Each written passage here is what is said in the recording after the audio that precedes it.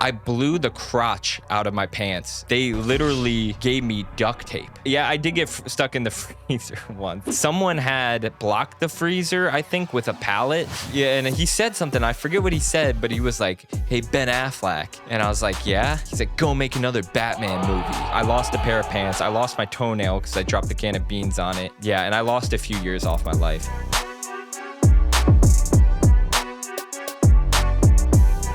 The topic of the day was the worst job we've ever had. I got a job at a major retailer working with my moderator, AP Try himself, shout out. It was $9 an hour, 10% discount. They didn't drug test because they lost too many of their employees that way. So for a college kid, it's like a pretty intriguing gig, I would say. The first red flag was when I got sick. Let's call it like strep. It wasn't strep. It was just like one of those shitty sicknesses that I'm not going to say what it was. Let's call it strep just for the sake of the story. So I reached out to them and I was like, hey, I'm super sick and super contagious. I got to push back my start date by 2 weeks, which is like a reasonable request.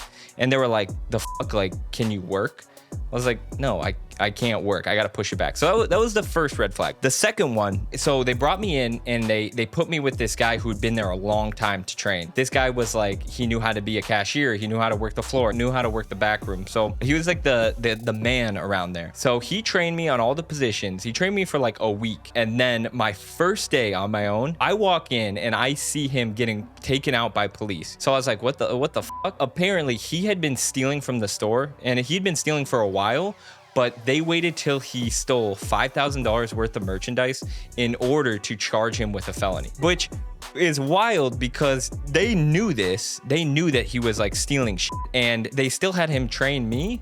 But I don't know. So anyways, the one guy that I trusted and like knew there ended up just getting pulled away and arrested. The next thing that happened that kind of really pissed me off is I asked for 20 to 30 hours. They immediately booked me for 40 hours. Sometimes they booked me for like 45 or 50 hours if they wanted me to pick up additional shifts. They booked me on overnights. They booked me on afternoons. I would close and I would open. They would give me like 6-hour turnarounds.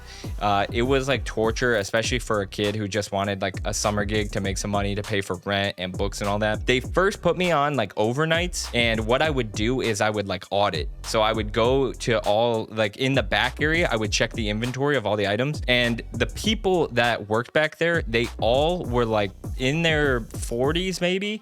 And they had worked there like 10 plus years and they all talked to themselves, which I thought was weird. Like I didn't understand why they were talking to themselves, but then working the gig for a while, when you work that late in that big room by yourself, you like start to hear voices. So there was definitely like a certain point where I was like starting to get like a little crazy myself. And that job sucked because you had to audit the freezer too. So the freezer was set at 0 degrees and you would just have to get a coat. They had these like really like nasty used coats. You'd bring a winter cap and you would audit the freezer. It took like probably like 2 hours to audit. So yeah, I did get stuck in the freezer once. Someone had blocked the freezer, I think, with a pallet.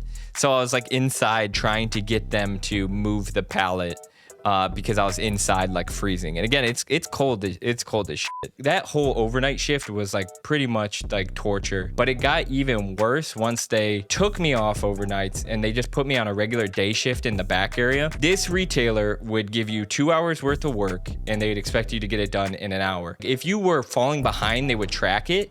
Like a manager would come and give you the whole like, hey, like, how are you doing? You need to pick it up. So like I was like constantly running around. There was a time where I was climbing a ladder and I fell and I biffed it off like the top of the ladder. Like looking back on it, I should have been like, damn, like I got hurt. But like I was so worried the manager was gonna come, I just like jumped back up. There was a time where I dropped a can of beans on my toe. That was kind of my fault, but that was pretty painful. Like the worst story and one of my worst memories from this retailer, I blew the crotch out of my pants. Like I was just running around, the crotch of my pants just blew out. Just like my underwear, like right at the groin area too. It's not good to have at a retailer. So do you think like they sent me home? Did they give me a new pair of pants? They literally gave me duct tape to tape the crotch of my, so I'm trying to describe it. I took duct tape from like underneath, from like the back around to the bottom, and taped around.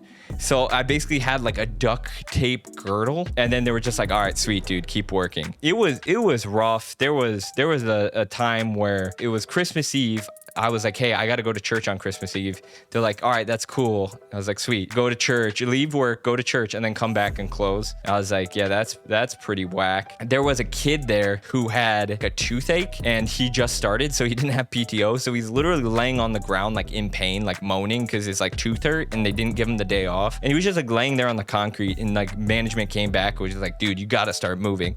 This is like shit like that. They wanted us to make bales. It's like a cardboard, you put it in like a compressor, crunches all the cardboard down. You take a big metal rod and you shove it through to like clear out a little gap in the cardboard.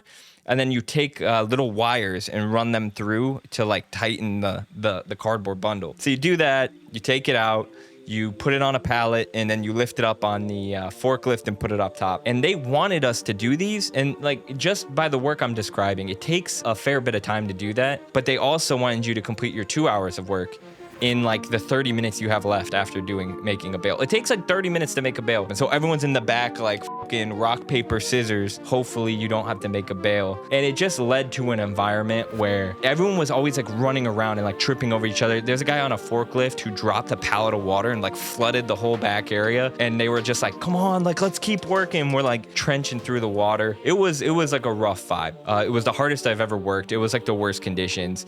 I lost a pair of pants. I lost my toenail because I dropped a can of beans on it. Yeah, and I lost a few years off my life. But I was in the break room one time, and AP Tri can attest. He was there for this one.